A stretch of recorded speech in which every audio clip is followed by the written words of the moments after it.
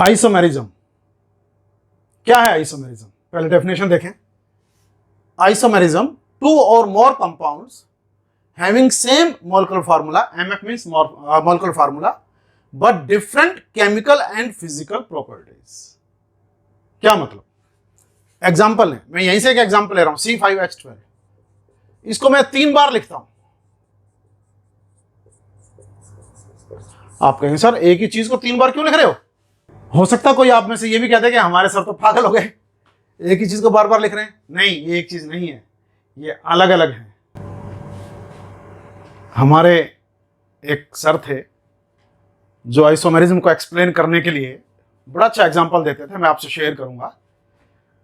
वो कहते थे, यूं समझिए कि एक बड़ी फैमिली है, सेम नेटिव प्लेस से आई है शहर में, सेम खानदान है, same grand mother grand father सब हैं, तो समझे मोलेकुलर फार्मूला उनका सेम है। लेकिन जितने भी मेंबर्स हैं, जितने भाई हैं, बहन हैं, जितने भी मेंबर्स हैं, सबकी डिफरेंट डिफरेंट नेचर है, यानी different chemical and physical properties. तो ये आइसोमेरिज्म को इंडिकेट करता है। वो सब जो भाई बहन है वो क्या है? आपस में आइसोमर्स हैं। तो एक थोड़ा सा आइडिया मिल जाता है, बड़ा अच्छा एग्जांपल हमें लगता था, मैंने आपसे शेयर किया। Same molecular formula, molecular formula means जो आपको ये बताता है कि डिफरेंट एलिमेंट्स के एक मॉलिक्यूल में कितने कितने एटम्स हैं। आप पढ़ चुके हैं इसको, मोलेकुलर फार्मूला क्या होता है। लेकिन उनकी different chemical and physical properties समझाने के लिए एक पुरानी डेफिनेशन चलती थी जो अब नहीं चलती, डिफरेंट स्ट्रक्चरल फार्मूला, समझाने के लिए ले रहा हूं। मतलब अगर आप इनकी स्ट्रक्चर स्टडी करेंगे तो आप देखेंगे कि उसके अंदर डिफरेंट अरेंजमेंट है एटम्स का और ग्रुप्स का। ये देखिए, जैसे यहां पर ये अभी एग्जांपल आपके सामने आएगा, यहां पर आप देख लीजिए, ये भी C5H12 है, ये भी C5H12 है, ये भी C5H12 है। अलग अलग दिखाई दे रहे हैं ना? तो इनकी केमिकल प्रॉपर्टीज कैसी होंगी? अलग। इनकी फिजिकल प्रॉपर्टीज कैसी होंगी? अलग। और लिखने में वही C5H12। तो isomerism is a phenomena when two or more compounds having same molecular formula but different chemical and physical properties। इसको हम दो में डिवाइड करते हैं mainly, broadly, structural isomerism and stereo isomerism. Stereo isomerism तो हम बाद में, इसके स्ट्रक्चरल खत्म होने के बाद स्टडी करेंगे। पहले स्ट्रक्चरल आइसोमेरिज्म देख लीजिए। Same molecular formula but different arrangement of atoms or groups in different isomers, that is different structural formula. ये मैंने समझाने के लिए लिखा है। एक बात ध्यान रखना, ये different structural formula structural isomerism पे तो लागू हो जाता, ये वाली बात, डिफरेंट स्ट्रक्चरल फार्मूला, लेकिन स्टीरियो आइसोमेरिज्म पे ये लागू नहीं होगा। तो ये सिर्फ यहीं के लिए है।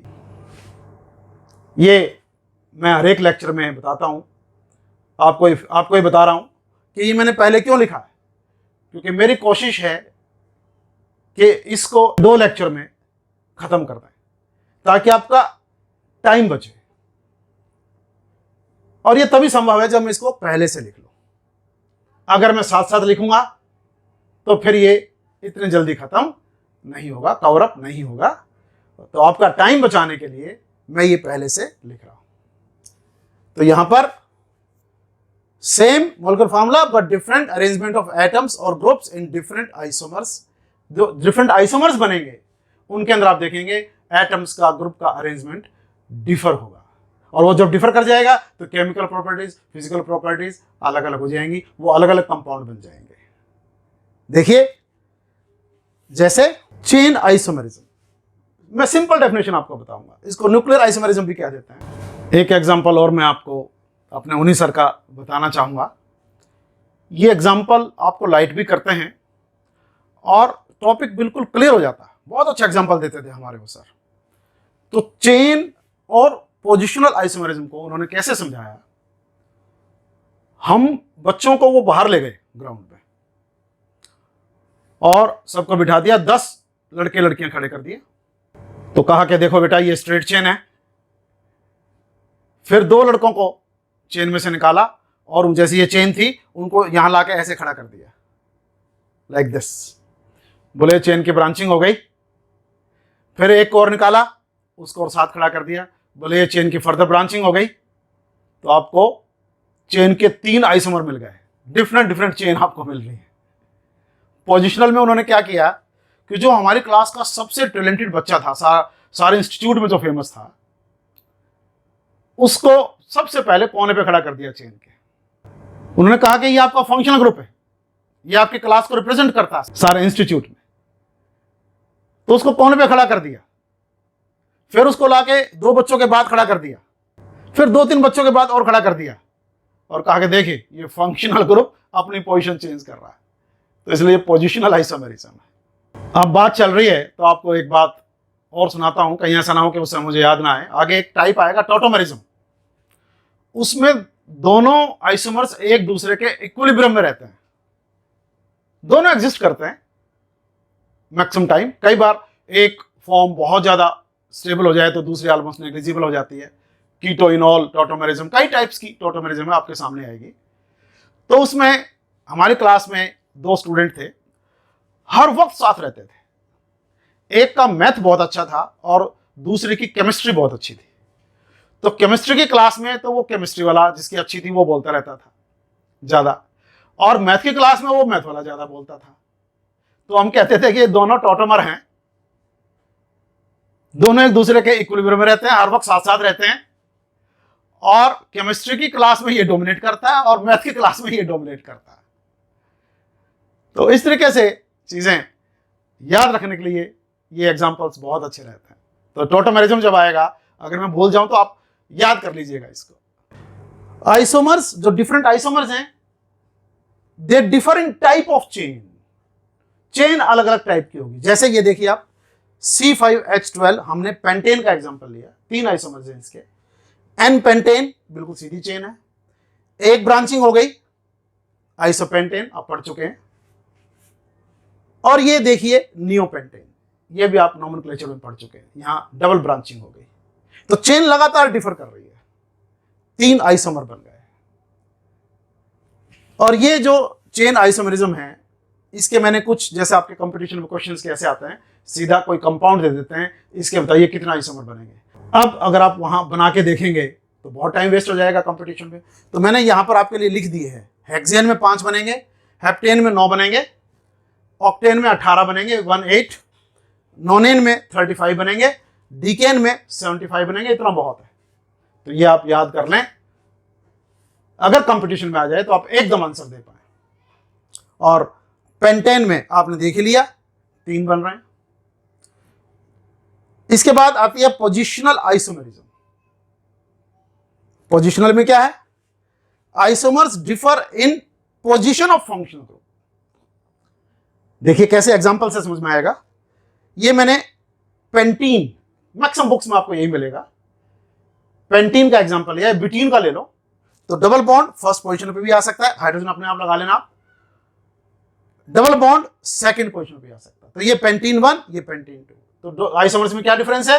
यहां पर double bond functional group first position पर है, यहां पर डबल बॉन्ड यानी फंक्शनल ग्रुप सेकंड पोजीशन पर है। ऐसे ये देखिए एक एग्जांपल और लिया है अमाइंस का। ये प्रोपेन 3 कार्बन, तो NH2 ग्रुप कोने पर है, कोने वाले कार्बन पर है, और सेकंड में NH2 ग्रुप सेकंड वाले कार्बन पर है। तो ये 1 अमीनो प्रोपेन, ये 2 अमीनो प्रोपेन। तो ये यहां पर भी फंक्शनल ग्रुप दोनों आइसोमर्स में डिफरेंट पोजीशन पे बैठा है। तो यहां पर कहां कहां पाए जाते हैं ये कंपटीशन में पूछ लेते हैं कई बार। तो ये मैंने लिख दिया, एल्काइल हैलाइड्स में ये पाई जाती है, अल्कोहल्स में पाई जाती है, अमाइंस में आपको एग्जांपल दे दिया, एल्कीन का एग्जांपल आपको दे दिया, एल्काइंस का भी आ जाएगा, लिख लेना, एल्काइंस हमें लिखना भूल गया, ईथर्स, थायो अल्कोहल्स, थायो ईथर्स एटसेट्रा। मेटामेरिज्म क्या है? Metamerism, here isomers differ in type of alkyl groups they have. क्या मतलब? ये देखिए एग्जांपल देखिए, ये हमने C4H10S, S मीन्स थायोईथर। यहाँ पर देखिए ये फंक्शनल ग्रुप है थायोईथर का, यहाँ पर इसके ऊपर मिथाइल लगा है और ये N प्रोपाइल लगा है, जब हम C3H7 को इकट्ठा लिख देते हैं, ओपन नहीं करते, तो समझिए वो N है। C4H10S काउंट कर सकते हैं आप। ये दूसरा आइसोमर, यहाँ पर दोनों इथाइल हो गए। देखो फ़र्क, यहाँ पर एल्काइल ग्रुप मिथाइल और N प्रोपाइल है, यहाँ पर दोनों इथाइल हो गए, और यहाँ पर एक मिथाइल और दूसरा isopropyl. Means they differ in type of alkyl groups they have. नाम methyl N propyl thioether, diethyl thioether and isopropyl methyl thioether. Nomenclature, मैंने सारा का सारा नोमेनक्लेचर एक ही लेक्चर में कवर किया है, आप चाहे तो वो देख सकते हैं। पूरा टाइम आपका बचेगा और एक ही लेक्चर में सारा ओपन चेन का कवर हो जाएगा। और एक लेक्चर जो सिर्फ 30 मिनट्स का है, उसमें रिंग कंपाउंड्स का पूरा नोमेनक्लेचर क्लियर कर दिया है। आप चाहें तो नोमेनक्लेचर वहाँ से देख सकते हैं। नेक्स्ट जो इसमें एग्जाम्पल हमने लिया है वो सेकेंडरी अमीन से लिया है। यहाँ पर आप देखिए, यहाँ पर CH3 है, मिथाइल है सेकेंडरी अमीन के ऊपर, ये वही N प्रोपाइल है, मिथाइल N प्रोपाइल अमीन, और यहाँ पर फिर वही डाइथाइल अमीन, सेम चीज़, बस फंक्शनल ग्रुप चेंज हो गया, और यहाँ पर वही आइसोप्रोपाइल मिथाइल अमीन। तो ये किस किस में पाया जाता है? ये दो तो हैं ही हैं, उसके अलावा ketones, ethers, esters, tertiary amines, acid anhydrides etcetera, इन सब के अंदर ये पाया जाता है। कंपटीशन के एंगल से आपने इनको ध्यान रखना है। अब देखिए रिंग चेन आइसोमेरिज्म, यहाँ पर क्या है? Isomers differ in having open chain and ring structures. क्या मतलब? ये हमने एग्जांपल लिया है, C3H7 मॉलिक्यूलर फार्मूला है। एक आइसोमर क्या है? प्रोपाइन, और दूसरा है साइक्लोप्रोपीन। आप चेक कर सकते हैं, दोनों में C3H4 मिलेंगे आपको। यहां पर C3H6O लिया है हमने, प्रोप 2 in 1 ऑल, ये आपके सामने है, और इसका आइसोमर है ये रिंग टाइप ऑक्सीटेन। दोनों में चेक कर लीजिए आप, आपको C3H6O मिलेंगे। फंक्शनल आइसोमेरिज्म क्या है? ये same molecular formula, but here different isomers have different functional groups. बहुत होमोलोगस सीरीज में ये पाई जाती है। मैंने कुछ एग्जांपल लिए हैं, और एग्जांपल्स आप अपनी बुक से देख सकते हैं। और ये पाई जाती है, इनके अलावा देखिए आप, ईथर्स में, एल्डिहाइड्स में, एसिड्स में, एस्टर्स में, एल्कीन्स में, एल्काइंस में, साइक्लोएल्केन्स में, डाइन्स में, साइक्लोएल्कीन्स में, अल्कोहल, थायोअल्कोहल, थायोईथर एटसेट्रा। मैंने अभी कहा ना कि बहुत सारी होमोलोगस सीरीज में ये पाई जाती है। तो कुछ एग्जांपल मैंने लिए आपको समझाने के लिए। जैसे पहला एग्जांपल देखिए आप, ये C2O2H4, दोनों में same molecular formula, but here it is acetic acid, क्या फंक्शनल ग्रुप है? COOH, और इसी का आइसोमर क्या है? Methyl formate. ये एस्टर है, ये कार्बोक्सिलिक एसिड है। दोनों का मोलिकुलर फार्मूला C2O2H4। इधर देखिए, ये C3H6O है, यहां पर 1 2 3 4 आइसोमर है। ये एसीटोन है, हाइड्रोजन आप लगा सकते हैं, प्रोपेनल है, प्रोप 2 in 1 ऑल है, और ये मिथाइल विनाइल ईथर, ये विनाइल ग्रुप है। आप नोमेनक्लेचर में आपने पढ़ा होगा, नहीं तो आप मेरा नोमेनक्लेचर वाला लेक्चर कंसल्ट कर सकते हैं, मैंने अच्छी तरह इसके बारे में बताया है। मिथाइल विनाइल ईथर, तो ये 4 आइसोमर है, आप चेक कर सकते हैं। चारों का मोलिकुलर फार्मूला C3H6O मिलेगा, और चारों में अलग अलग फंक्शनल ग्रुप है। That's why it is called functional isomerism, जहां पर isomers have same molecular formula but different functional groups.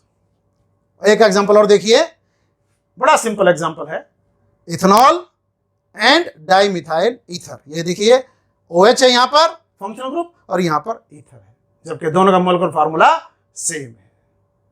और भी एग्जांपल आप अपनी बुक से देख सकते हैं, जैसा कि मैंने आपको पहले बताया। टॉटोमेरिज्म, ये इसके डिफरेंट नेम्स हैं, डेस्मोट्रोपिज्म, डायनेमिक आइसोमेरिज्म, ट्रिप्टोमेरिज्म, एलिलोट्रोपिज्म, मीरोट्रोपी, ये आपको याद रखने हैं। डेफिनेशन देखिए, a type of isomerism where the 2 isomers are always in equilibrium with each other. ये देखिए, जैसे एस्टेल्डिहाइड है और ये इसका इनॉल फॉर्म है, दोनों एक दूसरे के इक्विलिब्रियम में है। आप कहें सर ये छोटे बड़े क्यों दिखा रखे हैं यारो? इसका ज़्यादा परसेंटेज है, इसका परसेंटेज ऑलमोस्ट नेग्लिजिबल है, इसलिए ये हमने छोटे बड़े दिखाए हैं। जिधर ज़्यादा है उधर बड़ा एरो, जिधर कम अमाउंट है उधर छोटा एरो। तो यहां पर कंडीशंस, बहुत इंपॉर्टेंट कंडीशंस हैं, सुन लीजिए। Compound must have an means nitrogen, oxygen, sulphur that is more electronegative atoms bonded by a multiple bond. यानी ये जो नाइट्रोजन, ऑक्सीजन, सल्फर ज्यादा इलेक्ट्रोनेगेटिव एटम्स हैं, ये मल्टीपल बॉन्ड के रूप में एग्जिस्ट होने चाहिए कंपाउंड के अंदर। जैसे carbon triple bond nitrogen, cyanide होता आप जानते हैं। Carbon double bond oxygen, ketones में, एल्डिहाइड्स में, कार्बोक्सिलिक एसिड्स में पाया जाता है। NO double bond, carbon double bond S etcetera. Second condition क्या है? Compound must have one acidic alpha hydrogen atom. ये एसिडिक अल्फा हाइड्रोजन एटम क्या है? अल्फा, बीटा, गामा एक तरह की काउंटिंग है। ये कार्बन है फंक्शनल ग्रुप का, ये उसके बाद का कार्बन है। फंक्शनल ग्रुप वाला कार्बन छोड़ दीजिए, उसके बाद जो कार्बन है उसको अल्फा कहेंगे, उसके बाद जो आएगा बीटा कहेंगे, उसके बाद जो आएगा उसको गामा कहेंगे। यहां बीटा और गामा कार्बन तो है नहीं, और अल्फा कार्बन के ऊपर जो हाइड्रोजन्स हैं उनको कहेंगे अल्फा हाइड्रोजन्स। और जब ये कार्बन किसी ऐसे सिस्टम से जुड़ा है like this, carbon triple bond N, carbon double bond oxygen, nitrogen double bond oxygen, ऐसे सिस्टम से जुड़ा है, तो ये जो अल्फा कार्बन है इसके जो हाइड्रोजन्स हैं वो एसिडिक प्रॉपर्टी शो करते हैं। तो यहां पर होता क्या है इससे, एसिडिक प्रॉपर्टी शो करने से ये हाइड्रोजन माइग्रेट कर जाता है ऑक्सीजन के ऊपर, और ये कीटो फॉर्म, आप कहें तो एल्डिहाइड है लेकिन हम आम भाषा में इसको कीटो फॉर्म कह देते हैं टॉटोमेरिज्म के दौरान। तो ये जो कीटो फॉर्म है ये कन्वर्ट हो जाती है इनोल फॉर्म में। ऐसे यहां पर देखिए, ये साइक्लोहेक्सेनोन है, कीटो फॉर्म है।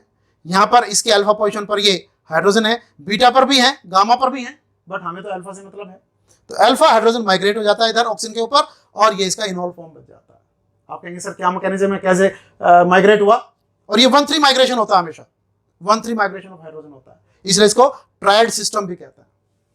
तो ये आपको जो मैकेनिज्म है वो आपको जनरल ऑर्गेनिक केमिस्ट्री में बताऊंगा आपको।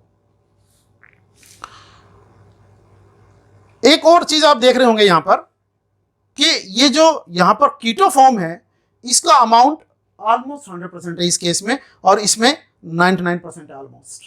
ये जो सिंबल है ये ऑलमोस्ट के हैं, और यहां पर ये नेग्लिजिबल सा है, और यहां पर ये ऑलमोस्ट 1%। तो इनोल फॉर्म इतना कम क्यों, कीटो फॉर्म इतना ज्यादा क्यों?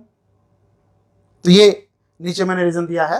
यहां पर देखिए आप, यहां पर कार्बन डबल बॉन्ड ऑक्सीजन है, यहां पर कार्बन कार्बन डबल बॉन्ड है, और कार्बन डबल बॉन्ड ऑक्सीजन, याद रखो बेटा, कार्बन कार्बन डबल बॉन्ड से मच स्ट्रॉन्गर होता है, और जो ज्यादा स्ट्रॉन्ग होगा वो ज्यादा एग्जिस्ट करेगा। इसलिए जिसमें कार्बन डबल बॉन्ड ऑक्सीजन है, क्योंकि स्ट्रॉन्गर है, इसकी अमाउंट ज्यादा होती है, और क्योंकि यहां पर कार्बन कार्बन डबल बॉन्ड है ये उससे कमजोर है, तो इस फॉर्म की अमाउंट कम होती है। यहां पर देखिए इनोल फॉर्म इन दो केसेस में ज्यादा स्टेबल है। ये हमने एग्जांपल लिया है एसिटाइल एसीटोन, ये कीटो फॉर्म है, ये इनोल फॉर्म है। दो रेजोनेटिंग स्ट्रक्चर्स हैं। यहां पर इंट्रामोलिकुलर हाइड्रोजन बॉन्डिंग हम देख रहे हैं, और इंट्रामोलिकुलर हाइड्रोजन बॉन्डिंग की वजह से ये स्ट्रक्चर ज्यादा स्टेबल है, ये स्ट्रक्चर कम स्टेबल है। तो क्योंकि कीटो फॉर्म कम स्टेबल है, इनोल फॉर्म ज्यादा स्टेबल है, इसलिए ये सिर्फ 24% एग्जिस्ट करता है, और ये 76% एग्जिस्ट करता है। ये फिनॉल है, ये फिनॉल की इनोल फॉर्म है, और ये फिनॉल की कीटो फॉर्म है। और फिनॉल आप जानते हैं रेजोनेंस स्टेबलाइज्ड, और रेजोनेंस से जो स्टेबिलिटी मिलती है मच मोर होती है, इसलिए फिनॉल 100% एग्जिस्ट करता है। इनोल फॉर्म इसकी एग्जिस्ट ही नहीं करता। एसिटाइल एसीटोन के बाद जिसमें कीटो 24% था, इनोल 76% था, अभी आपने देखा। एक एग्जांपल और लेते हैं, ये एसिटो एस्टिक एस्टर है। इसमें आप देखिए कि कीटो फॉर्म 93% है, जबकि इनोल फॉर्म जस्ट 7% है। आप कहेंगे सर ये इसमें उल्टा क्यों? उसी तरीके से यहां पर हाइड्रोजन बॉन्डिंग है, इंट्रामोलिकुलर हाइड्रोजन बॉन्डिंग है, उसी तरीके से यहां पर रेजोनेंस है जैसे वहां पर थी। फिर यहां पर इनॉल फॉर्म 7% क्यों और यहां पर इनॉल फॉर्म 76% क्यों? तो रीजन क्या है? Here resonance effect is weak. यहां पर जो रेजोनेंस इफेक्ट है वो बहुत कमजोर है। क्यों? क्योंकि यहां पर एस्टर ग्रुप प्रेजेंट है और यहां पर एसिटाइल एसीटोन में CH3 ग्रुप प्रेजेंट है और जो CH3 ग्रुप है वो रेजोनेंस को फेवर करता है। और याद रखें बेटा, रेजोनेंस जितनी ज्यादा इफेक्टिव होगी, इनॉल फॉर्म की जो स्टेबिलिटी है उतनी ही ज्यादा हो जाएगी। इसलिए यहां पर इनॉल फॉर्म, क्योंकि रेजोनेंस इफेक्ट यहां पर कम है, इसलिए यहां पर इनॉल फॉर्म 7% है। और जबकि एसिटाइल एसीटोन में जो रेजोनेंस इफेक्ट है मच मोर है due to the presence of CH3 group, इसलिए यहां पर इनॉल फॉर्म 76% है। और CH3 ग्रुप की जगह अगर फिनाइल ग्रुप आ जाए वो रेजोनेंस को और भी ज्यादा फेवर करता है, तो इसलिए वहां पर और भी ज्यादा इनॉल फॉर्म का अमाउंट बढ़ जाएगा। तो इन सब फैक्टर्स के बेसिस पर हमने इन कंपाउंड्स का ये ऑर्डर दिया है जो आपके कंपटीशन में काम आएगा। ये इंक्रीजिंग ऑर्डर है इनॉल अमाउंट का, यहां से लेकर आखिर तक इनॉल अमाउंट लगातार बढ़ रही है और यही फैक्टर्स इन्वॉल्व हैं जो अभी अभी हमने आपको एक्सप्लेन किए हैं। Effect of polarity of solvent. Solvent more polar जैसे वाटर है, मिथनॉल है, acetic acid etcetera, favours keto form. क्यों कीटोफॉर्म को फेवर करते हैं? क्योंकि ये जो कार्बोनाइल बॉन्ड है, CO बॉन्ड है, उसके साथ हाइड्रोजन बॉन्डिंग बना लेते हैं और अभी आपने देखा हाइड्रोजन बॉन्डिंग स्टेबिलिटी बढ़ा देती है। उसके विपरीत जो नॉन पोलर है नेचुरली वो वाइस वर्सा बिहेव करेंगे, दैट इज फेवर इनॉल फॉर्म। कुछ और एग्जांपल ले लेते हैं 1,3 माइग्रेशन के। नाइट्रोमीथेन बड़ा फेमस कंपाउंड है, ये इसकी नाइट्रो फॉर्म है और यहां से एक हाइड्रोजन माइग्रेट कर जाता है डबल बॉन्ड ऑक्सीजन पर, 1,3 माइग्रेशन है। इसको कहते हैं AC form, ACI, AC form. ये एग्जांपल है 1,2 माइग्रेशन का, इसलिए इसको डायड सिस्टम कहते हैं। HCN हाइड्रोजन साइनाइड, यहां से जो कार्बन का हाइड्रोजन है ये माइग्रेट हो जाता है नाइट्रोजन पर और क्या बन जाता है? Hydrogen isocyanide. तो यहां 1,2 माइग्रेशन है, इसलिए कहते हैं, अभी मैंने बताया, डायड सिस्टम। ये टॉटोमेरिज्म के एक दो एग्जांपल और ले लीजिए। ये है नाइट्रोसो ऑक्सीमीनो सिस्टम। क्या है यहां पर? ये हमने नाइट्रोसो इथेन लिया, नाइट्रोसो फॉर्म है ये, तो यहां से ये H माइग्रेट हो जाता है and this form gets converted into ethanol oxime, oximino form. आपके मन में एक क्वेश्चन आ सकता है, स्टूडेंट्स पूछते भी हैं कि सर ये ऐसे माइग्रेशन क्यों होता है, ये आराम से चुपचाप क्यों नहीं बैठे रहते, या हमारे बड़े बुजुर्ग या इवन हम भी सैर करने क्यों जाते हैं? उससे शांति मिलती है, स्टेबिलिटी मिलती है। यही चीज यहां पर है कि जब डबल बॉन्ड, सिंगल बॉन्ड दोनों एक दूसरे के कंजुगेशन में होते हैं। कंजुगेशन क्या है ये पूरा डिटेल तो मैं अच्छी तरह आपको समझाऊंगा हाइपर कंजुगेशन और रेजोनेंस के टाइम। आप अभी आपको हल्का सा आइडिया दे देता हूं कि जब डबल बॉन्ड और सिंगल बॉन्ड आपस में कंजुगेशन में, double bond single bond, double bond single bond alternate position में हो, तो इलेक्ट्रॉन्स मूवमेंट्स शो करते हैं। क्यों मूवमेंट शो करते हैं? उसी तरीके से इनको भी क्या मिलती है, जैसे हमें स्टेबिलिटी मिलती है घूमने फिरने से, इनको भी क्या मिलती है? स्टेबिलिटी मिलती है। तो ये H, इसके जो इलेक्ट्रॉन है बीच के, वो इधर माइग्रेट कर जाते हैं और यहाँ एक बॉन्ड में कितने इलेक्ट्रॉन होते हैं? सिंगल बॉन्ड में 2 इलेक्ट्रॉन, तो दोनों के दोनों यहाँ माइग्रेट कर गए, तो यहाँ बॉन्ड बन गया। अब यहाँ बॉन्ड बन गया तो ये बॉन्ड आपको इधर करना पड़ेगा, नहीं तो नाइट्रोजन की वैलेंसी 4 हो जाएगी, इसलिए ये बॉन्ड इधर शिफ्ट करता है। तो इसके ऊपर क्या आ जाता है? नेगेटिव। इधर H क्या फ्री हो गया इस बॉन्ड के जाने से? पॉजिटिव। तो ये नेगेटिव और ये पॉजिटिव आपस में जुड़ जाता है। अब यहां से ये जो लोन पेयर है ये फिर वापिस आ सकती है और इस तरह से ये मूवमेंट चलता रहता है। और इस मूवमेंट से क्या फायदा होता है? स्टेबिलिटी मिलती है, जैसे हमें स्टेबिलिटी मिलती है घूमने फिरने से। तो यहां पर नाइट्रोसो इथेन ये कंपाउंड है, नाइट्रोसो फॉर्म किसमें कन्वर्ट हो गई? Oxy immuno. दोनों एक दूसरे के इक्विलिब्रियम में, दोनों एक दूसरे में इंटरकन्वर्टिबल हैं, दोनों एक दूसरे में इंटरकन्वर्ट हो रही हैं सॉल्यूशन में। दूसरा एग्जांपल देखिए, imino enamine system. Double bond NH को हम कहते हैं इमीन, NH2 को जैसे अमीन कहते हैं, डबल बॉन्ड NH को हम कहते हैं इमीन। तो इसका नाम क्या हो गया इसका नाम? Propane 1 imine. तो ये क्या हो गई? Imine form. ये किस में कन्वर्ट हो गई? यहां पर भी इक्विलिब्रियम है, ये किस में कन्वर्ट हो गई? Prop 1 en 1 amine. ये देखिए H जैसे इधर गया, डबल बॉन्ड उधर गया, उसी वही mechanism, and we get prop 1 en 1 amine. क्या फॉर्म है? Enamine form, enamine form. तो इस तरह से ये भी आपस में इक्विलिब्रियम में है, दोनों आइसोमर हैं इक्विलिब्रियम में, इसलिए किस हेडिंग में आते हैं? टॉटोमेरिज्म में। तो इनको भी क्या कहेंगे? टॉटोमर। वैसे तो हमने सारे कवर कर लिए हैं, अगर एक आध कोई मुश्किल से अगर कोई रह गया तो वो एग्जांपल आप बुक से देख सकते हैं। DBE double bond equivalents, index number भी कहते हैं।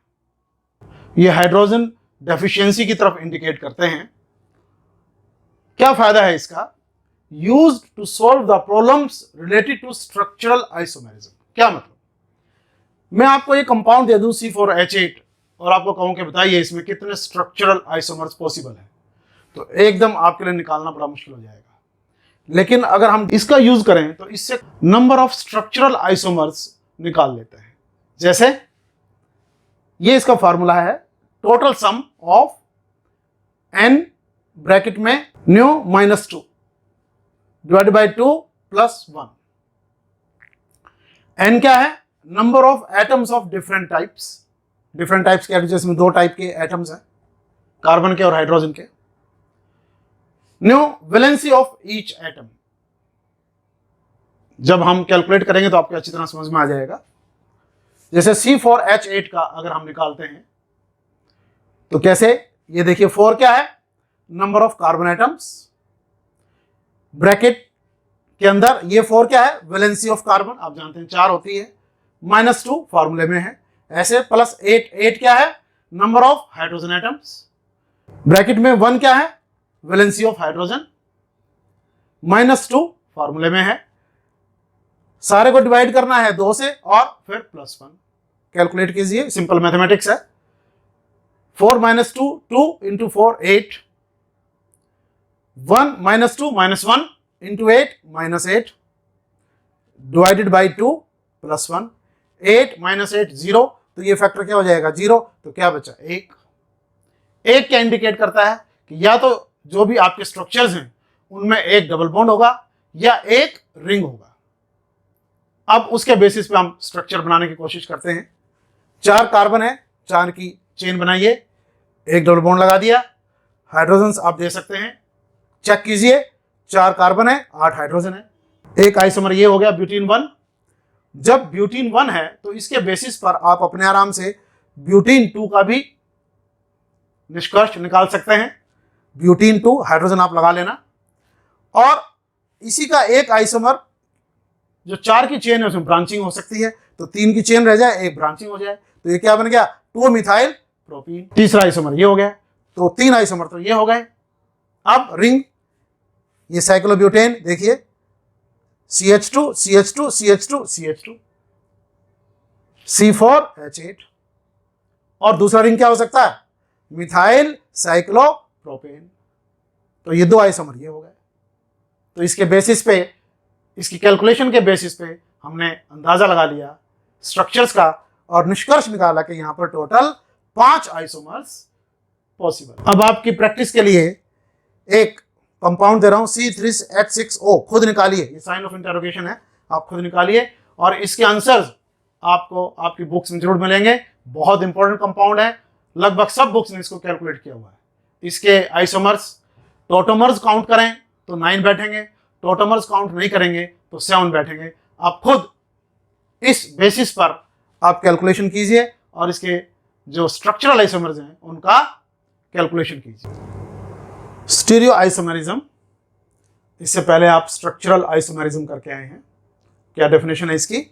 When 2 or more forms of compounds have same molecular formula and structural formula but different spatial arrangement of atoms or groups।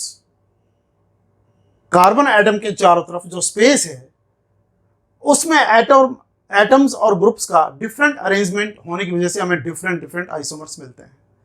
मैं आपको थोड़ा सा डिफरेंस बताता हूं स्ट्रक्चरल आइसोमेरिज्म का और स्टीरियो आइसोमेरिज्म का एक एग्जांपल लेकर।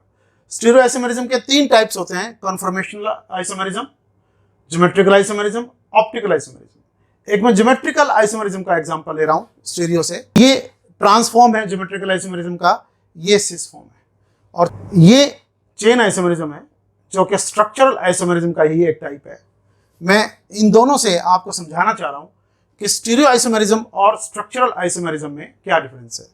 यहां पर क्या होता है, देखिए, ये अगर इसमें कन्वर्ट होना चाहता है तो क्या होगा, इस CH3 को यहां पर आना पड़ेगा और इस H को इसके ऊपर जाना पड़ेगा।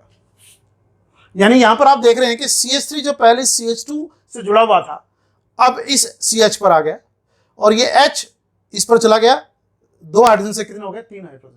यानी जो CH3 पहले इस कार्बन के प्रति लॉयल था, वफादार था, अब वो इसके प्रति है, और ये H जो कि इसके प्रति वफादार था, लॉयल था, अब वो इसके। यानी यहां पर लॉयल्टी चेंज हो जाती है। एटम्स, ग्रुप्स एक कार्बन को छोड़कर दूसरे कार्बन पर चले जाते हैं। लेकिन यहां पर आप देखिए, CH3 वहीं का वहीं है, CH3 वहीं है, H वहीं है, CH3 वहीं है, H वहीं है। हुआ क्या, इस CH3 ने और इस H ने कार्बन को नहीं छोड़ा, लॉयल्टी चेंज नहीं की, उसी कार्बन पर है, लेकिन उस कार्बन के चारों तरफ जो स्पेस है उसमें अपनी ओरिएंटेशन चेंज कर ली। तो यहां पर कार्बन ही छोड़ दिया जाता है, दूसरे कार्बन पर चले जाते हैं, लेकिन यहां पर कार्बन वही रहता है। उस कार्बन के चारों तरफ जो स्पेस है उसमें अपना डिफरेंट अरेंजमेंट कर लेते हैं, और इससे नए नए आइसोमर मिलते चले जाते हैं। यह फर्क है बेसिक स्ट्रक्चरल आइसोमेरिज्म का और स्टीरियो आइसोमेरिज्म का। अब आगे चलते हैं। पहले मैंने बताया इसके 3 टाइप्स हैं, कन्फर्मेशनल आइसोमेरिज्म, ज्योमेट्रिकल आइसोमेरिज्म, जिसका थोड़ा सा हिंट मैंने अभी आपको दिया, और ऑप्टिकल आइसोमेरिज्म। ज्योमेट्रिकल आइसोमेरिज्म और ऑप्टिकल आइसोमेरिज्म बाद में करेंगे, पहले कन्फर्मेशनल कर लेते हैं। बहुत इजी है, कोई ज्यादा मुश्किल नहीं है। हेयर डेफिनेशन क्या है, here different isomers arise due to the rotation round the carbon carbon single bond. क्या मतलब, एग्जांपल लेते हैं हम इथेन का, CH3 ये आप जानते हैं, इसका फिशर प्रोजेक्शन फार्मूला है। तो इसको समझने के लिए 2 प्रोजेक्शन फार्मूले हमारे पास आए, एक न्यूमैन और एक साहोर्स। ये मॉडल मैं आपके सामने ले रहा हूं, इससे आपको समझ में आ जाएगा। ये देखिए, ये पर्पल कलर्ड कार्बन है और ये व्हाइट कलर्ड हाइड्रोजन है। ये इथेन है, आपको नजर आ रहा होगा क्लियर, ये इथेन है। ये देखिए, दोनों के बीच में कार्बन कार्बन सिंगल बॉन्ड है, तो रोटेशन पॉसिबल है। यू कैन रोटेट, एक को फिक्स रखिए, दूसरे को रोटेट करते चलिए, इसको फिक्स करिए, इसको रोटेट करते चलिए। तो here different isomers arise due to the rotation round carbon carbon single bond. तो न्यूमैन ने इसको रिप्रेजेंट किया इस तरीके से। क्या उसने क्या कहा कि ये जो 3 हाइड्रोजन है, ये उसने ये रिप्रेजेंट किए, और ये पीछे 3 हाइड्रोजन। ये जो स्फीयर है, ये पिछले कार्बन का उसने माना। और आप जानते हैं जो टोटल एंगल वैल्यू होती है वो 360 डिग्री होती है। तो उसने कहा कि समझने के लिए आप एक बार में 60 डिग्री रोटेट कीजिए।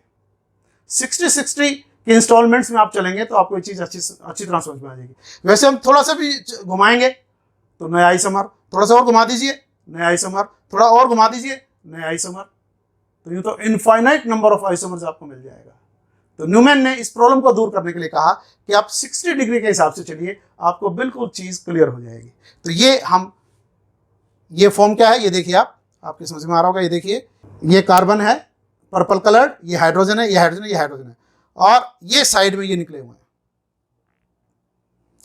ये देखिए, ये ऊपर है, ये नीचे है, ये ऊपर, ये इधर है, ये उसके अपोजिट है, यानी एक दूसरे के एंटी है, ये नजर आएगा। इसलिए इसको नाम दिया एंटी या स्टैगर्ड फॉर्म, एंटी फॉर्म। और अगर हम 60 डिग्री रोटेट कर दें, देखिए आप, मैं नजदीक ले आता हूं, 60 डिग्री अगर हम रोटेट करें तो क्या होगा, इसको हमने पीछे वाले को, आगे वाले को फिक्स रखा, इसको 60 डिग्री रोटेट किया, तो व्हाट हैपेंड, एक्लिप्स कर दिया, ये पीछे वाले छिप गए इसके पीछे, इसको कहते हैं एक्लिप्स फॉर्म। तो हमने डॉटेड से दिखाया, फिर वो तो छिप गए, दिखाई नहीं दे रहे ना, तो डॉटेड से दिखाया इसको। ये 2 आइसोमर्स यहां पर इथेन में पॉसिबल हैं, 2 कन्फर्मर्स भी कहते हैं इनको, जो कि कार्बन कार्बन सिंगल बॉन्ड से निकलते हैं। अब स्टेबिलिटी पे आते हैं। ये देखिए आप, ये कार्बन हाइड्रोजन सिंगल बॉन्ड है, ये कार्बन हाइड्रोजन सिंगल बॉन्ड है। दोनों में आप जानते हैं एक बॉन्ड 2 इलेक्ट्रॉन से बनता है, 2 इलेक्ट्रॉन यहाँ पर है, 2 इलेक्ट्रॉन यहाँ पर है। अगर आप एंटी फॉर्म में रखेंगे तो ये इलेक्ट्रॉन एक दूसरे से बहुत दूर है, मैक्सिमम दूरी पर है, तो इनमें जो रिपल्सिव फोर्सेस होंगे वो मिनिमम होंगे। कार्बन हाइड्रोजन इंटरेक्शन, इसको कहते हैं टॉर्शनल स्ट्रेन। क्या कहते हैं? Torsional strain. तो स्टैगर्ड फॉर्म में क्योंकि मैक्सिमम दूरी पर है तो जो टॉर्शनल स्ट्रेन है वो मिनिमम होगा। लेकिन अब इसको हमने घुमा दिया और ये एक्लिप्स फॉर्म हो गई तो ये नजदीक आ गए, नियरेस्ट आ गए, तो अब CH बॉन्ड रिपल्शंस मैक्सिमम है और इसलिए टॉर्शनल स्ट्रेन मैक्सिमम होगा और इसलिए इस फॉर्म की एनर्जी ज्यादा होगी और स्टैगर्ड फॉर्म की एनर्जी कम होगी। आप जानते हैं जो एंटी फॉर्म होता है, जो स्टैगर्ड फॉर्म होता है, जो ज्यादा स्टेबल होता है, उसकी एनर्जी हमेशा कम होती है और जो कम स्टेबल होता है उसकी एनर्जी ज्यादा होती है। हमने एनर्जी मापी, मेजर की, तो कितना डिफरेंस पाया? 12.55 किलो जूल्स पर मोल। पोटेंशियल एनर्जी इसकी इससे कम है, तो it means it is more stable due to less carbon hydrogen repulsive forces, जिसको हम कहते हैं टॉर्शनल स्ट्रेन। ये दूसरा प्रोजेक्शन फार्मूला साहॉर्स ने दिया। ये कार्बन कार्बन बॉन्ड है, तो ये H ऊपर, तो ये इसके एंटी, ये H इधर तो वो परली तरफ, ये H ऊपर तो ये नीचे। थोड़ा समझने में मुश्किल आती है, इसलिए ये स्टैगर्ड फॉर्म है, यहाँ पर एंटी फॉर्म है। और यहाँ पर देखिए इस कार्बन का H और ये H एक ही डायरेक्शन में है, ये H एक ही डायरेक्शन में है, ये H एक ही डायरेक्शन में है, तो ये क्या है? एक्लिप्स। ये क्या है? एंटी। तो ये थोड़ी सी प्रैक्टिस करेंगे तो ये भी आपको बनानी आ जाएगी। ये साहॉर्स प्रोजेक्शन फार्मूला है और ये मैंने आपको बता दिया न्यूमैन प्रोजेक्शन फार्मूला है, तो और ये ज्यादा इजी है, स्टूडेंट्स इसको ज्यादा पसंद करते हैं। Conformational isomerism of n butane, यानी rotational isomers of n butane. मैं आपके लिए एन ब्यूटेन का एक मॉडल लेके आया हूं, अभी आपको समझाता हूं। ये देखिए एन ब्यूटेन क्या होता है? C4H10, ये इसका प्रोजेक्शन फार्मूला है, CH3 CH2 CH2 CH3। जैसा कि मैंने आपको पहले बताया था कि कन्फर्मर्स को समझने के लिए न्यूमैन प्रोजेक्शन फार्मूला बिल्कुल एक सिंपल और सही फार्मूला है, तो हम यहाँ पर न्यूमैन प्रोजेक्शन फार्मूले का ही इस्तेमाल करेंगे। तो यहाँ पर आप देखिए ये मॉडल है, आपको क्लियर होगा, थोड़ा सा नज़दीक से दिखा देता हूँ आपको। मेरे हाथ के कांपने को मत देखना, ये बचपन से ही ऐसे कांपते हैं मेरे हाथ। तो ये पर्पल कलर्ड 2 कार्बन हैं और ये CH3 हैं, ये 2 H हैं। बॉन्ड एंगल हमने यहाँ पर न्यूमैन प्रोजेक्शन फार्मूले के हिसाब से अज्यूम किया है कि यहाँ पर 120 डिग्री का है, टोटल 360 डिग्री होता है। तो यहाँ पर अब हम कन्फर्मर्स देखते हैं, रोटेशनल आइसोमर्स देखते हैं एन ब्यूटेन के। हमने क्या करना है कि फ्रंट कार्बन को फिक्स रखना है और पीछे वाले को रोटेशन देनी है 60 डिग्री की। न्यूमैन ने यही कहा था कि 60 डिग्री की इंस्टॉलमेंट में चलिए, आपको सारे कन्फर्मर्स मिलते चले जाएंगे जो भी एक्सट्रीम के कन्फर्मर्स हैं। तो यहाँ पर ये हम फिक्स रखेंगे और इसको 60 डिग्री का रोटेशन देंगे। तो पहले ये स्ट्रक्चर लेते हैं जो यहाँ पर है, ये देखिए आपको क्लियर होगी। ये CH3 ऊपर की तरफ है, ये CH3 नीचे की तरफ है, ये दोनों हाइड्रोजन साइड वाइज हैं। तो ये CH3 के हिसाब से हम डेफिनेशन निकालेंगे। When the similar groups are anti to each other, then this is called staggered or antiform. ये सिमिलर ग्रुप CH3। अब न्यूमैन ने कहा कि इसको 60 डिग्री का रोटेशन दीजिए आप, तो ये हमने फिक्स रखना है आगे वाला और पीछे वाले को 60 का रोटेशन देना है। ये देखिए आप, तो आप देखेंगे ये जो H है पीछे वाले का, ये इस CH3 के पीछे छिप गया, एक्लिप्स हो गया। जैसे आपने सोलर एक्लिप्स, मून एक्लिप्स सुना होगा, एक दूसरे के पीछे छिप जाते हैं, तो वही चीज यहां पर है। तो ये हमने स्ट्रक्चर बनाई यहां पर, ये फ्रंट की है, CH3 ऊपर है, दोनों H साइड में है और ये पीछे छिप गया, तो हम इसको डॉटेड से दिखा रहे हैं। ये CH3 इस H के पीछे, ये देखिए ये H इस H के पीछे, तो डॉटेड से दिखाया हमने इसको। और ये एक्लिप्स है, इसको हम सिंपल एक्लिप्स कहते हैं। क्यों? क्योंकि अभी सिमिलर ग्रुप्स एक दूसरे को एक्लिप्स नहीं कर रहे, तो इसलिए इसको हमने सिंपल एक्लिप्स कहा। ये स्ट्रक्चर आपके सामने है, एक 60 डिग्री का रोटेशन और दीजिए। ये देखिए आप, ये स्ट्रक्चर आ गया आपके सामने। अब CH3 ग्रुप साइड वाइज आ गए एक दूसरे के। क्लियर होगा आपको, अच्छी तरह देख लें आप। तो इस पोजीशन में जब सिमिलर ग्रुप्स एक दूसरे के साइड वाइज आ जाते हैं, हम क्या कहते हैं, गौशे। ये आपको थर्ड स्ट्रक्चर मिल गई। पहले फर्स्ट मिली थी एंटी स्टैगर्ड, फिर सिंपल एक्लिप्स सेकंड स्ट्रक्चर, ये थर्ड स्ट्रक्चर। एक रोटेशन और देते हैं 60 डिग्री का। ये देखिए अब CH3 एक दूसरे को एक्लिप्स कर रहे हैं, बिल्कुल एक्लिप्स कर रहे हैं एक दूसरे को। तो इस तरह से आप देख रहे हैं कि ये स्ट्रक्चर आपके सामने बन गई। इसको हमने ट्रू एक्लिप्स कहा। क्यों? Now similar groups are eclipsing each other. एक रोटेशन और दें आप, वो मैंने स्ट्रक्चर यहां पर लिखी नहीं, 4 ही लिखी हैं। 360 डिग्री का राउंड हमने पूरा करना है। तो ये देखिए ये स्ट्रक्चर बन गई। फर्क क्या हो गया, इसमें CH3 इस साइड में था लाइक दिस, अब CH3 इधर चला गया। एनर्जेटिकली दोनों स्ट्रक्चर्स सेम है, स्टेबिलिटी भी दोनों की एक जैसी है, इसलिए लिखने की कोई जरूरत नहीं। अब हमने एक 60 डिग्री का रोटेशन और दिया तो ये स्ट्रक्चर बन गई, इसलिए इसको भी लिखने की जरूरत नहीं है।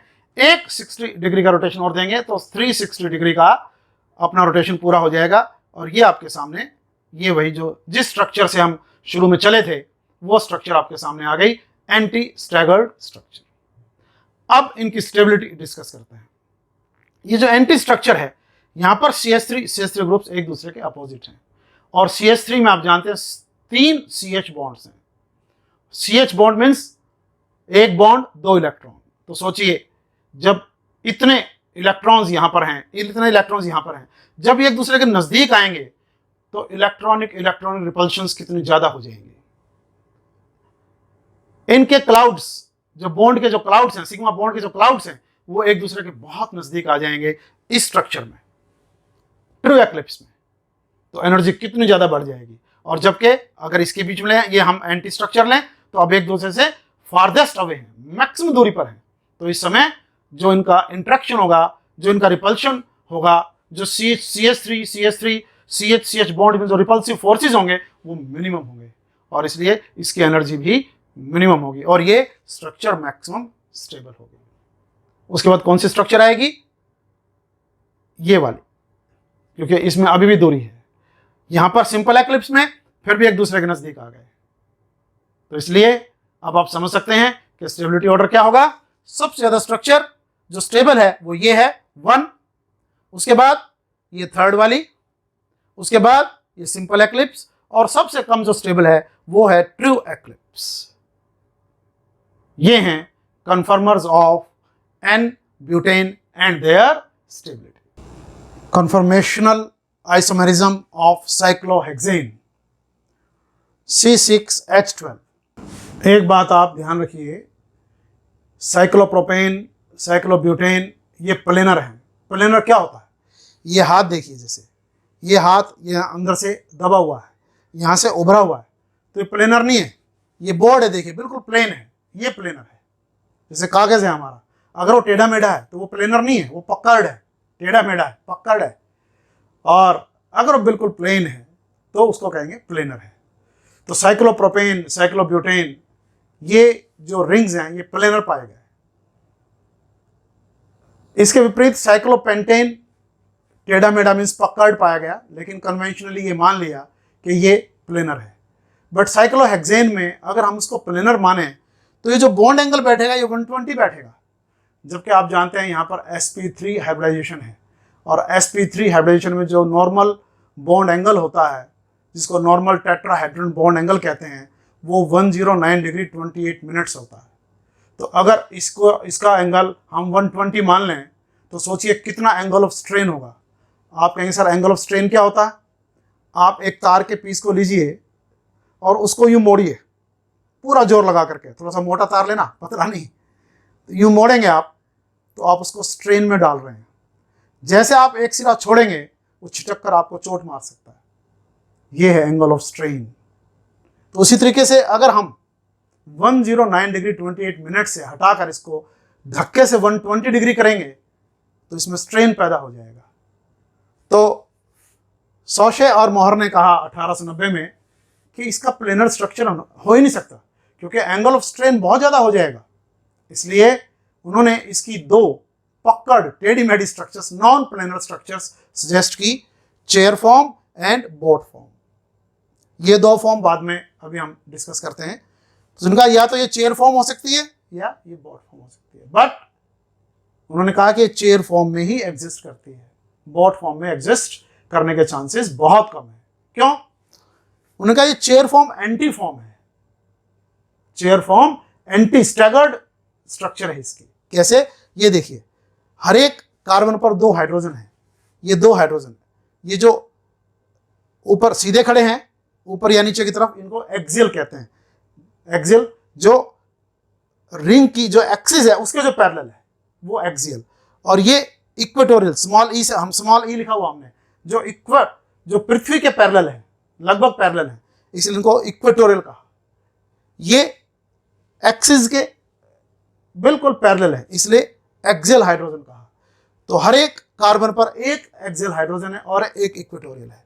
तो आप देखेंगे एक्सियल को हमने देखना है, एक्सियल आप देखेंगे ये इस डायरेक्शन में, तो ये अपोजिट है, फिर ये इधर, फिर ये नीचे, फिर ये ऊपर, फिर ये नीचे, मीन सारे एक्सियल हाइड्रोजन्स एक दूसरे के एंटी हैं। इसलिए उसने कहा, सॉशे मोहर ने कहा, दोनों ने कहा कि ये एंटी स्ट्रक्चर है।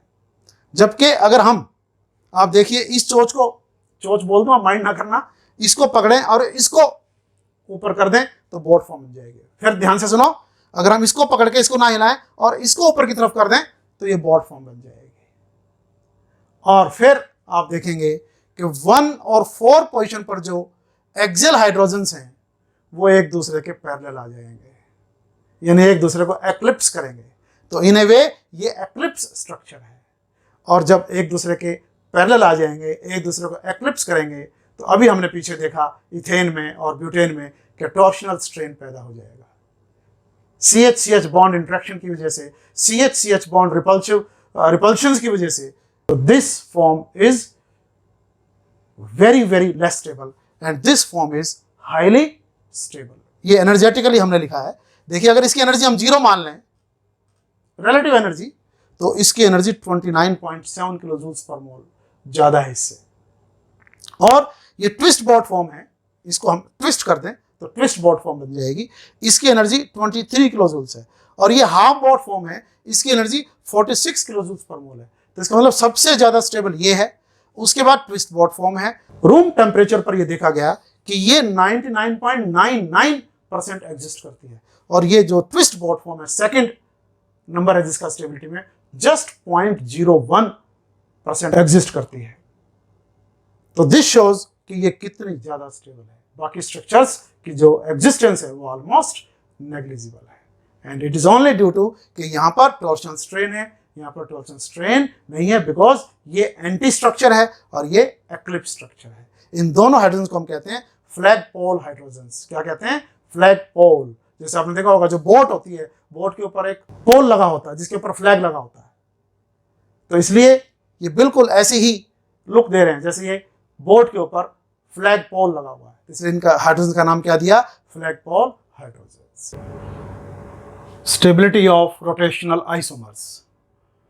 काफी हद तक तो स्टेबिलिटी मैं आपके सामने एक्सप्लेन कर चुका हूं, फिर भी इसके डिफरेंट फैक्टर्स जो हैं एक बार फिर हम कर लेते हैं, एक दो उसमें नए भी आएंगे। तो देखिए, पहला फैक्टर है एंगल ऑफ स्ट्रेन। मैं आपको एक्सप्लेन कर चुका हूं जब हमने पकड़ स्ट्रक्चर ऑफ साइक्लोहेक्सेन की थी, और उस टाइम मैंने आपको बताया था कि जितना ज़्यादा एंगल ऑफ स्ट्रेन होगा उतना ज़्यादा जो मॉलिक्यूल है या जो रोटेशनल आइसोमर है वो कम स्टेबल होगा। एंगल ऑफ स्ट्रेन का बेस्ट एग्जांपल है साइक्लोप्रोपेन। साइक्लोप्रोपेन में बहुत ज़्यादा एंगल ऑफ स्ट्रेन है, इसलिए cyclopropane is a very very less stable molecule. जो नेक्स्ट फैक्टर आता है इसमें वो है टॉर्शनल स्ट्रेन।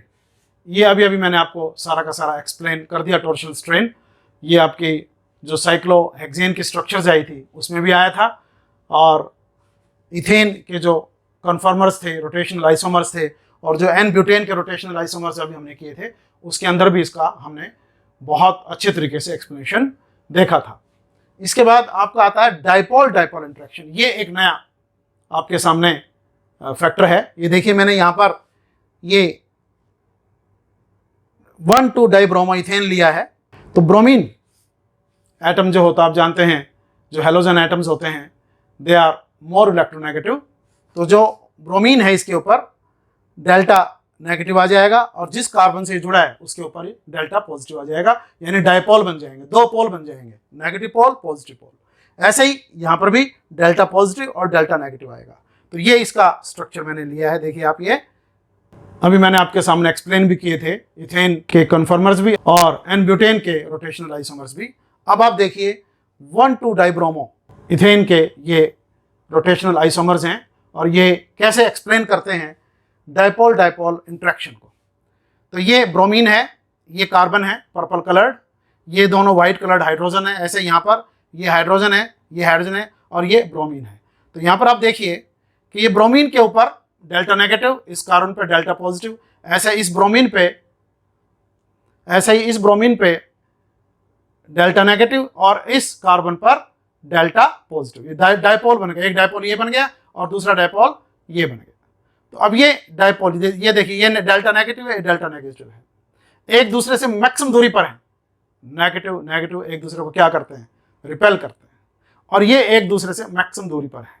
अब हमने 60 डिग्री का रोटेशन दिया तो ये थोड़े से नज़दीक आ गए दोनों ब्रोमीन, लेकिन H तो बिल्कुल ही नज़दीक आ गया, तो इंट्रैक्शन बहुत ज़्यादा बढ़ गई। एक्लिप्स फॉर्म है ये, अभी आपने देखा था। एक 60 डिग्री का रोटेशन और दीजिए, ये देखिए ये एक 60 डिग्री का रोटेशन देने पे क्या हो गया, ये गॉशे फॉर्म बन गई। दिस वन ब्रोमीन ब्रोमीन एक दूसरे के साइड वाइज आ गए, तो ये भी नेगेटिव ये भी नेगेटिव, तो नेचुरली नेगेटिव नेगेटिव क्या करेंगे, एक दूसरे को रिपेल करेंगे, तो रिपल्शंस बढ़ गई। मैं इशारा कर रहा हूं आपको, व्हाट इज हैपनिंग, अभी एक्सप्लेन करूंगा। एक 60 डिग्री का रोटेशन और दीजिए, आप देखिए आप एक दूसरे के बिल्कुल नजदीक आ गए, एक्लिप्स कर रहे हैं एक दूसरे को, नेगेटिव नेगेटिव एक दूसरे के बिल्कुल नजदीक है, स्पेस ही नहीं रहा।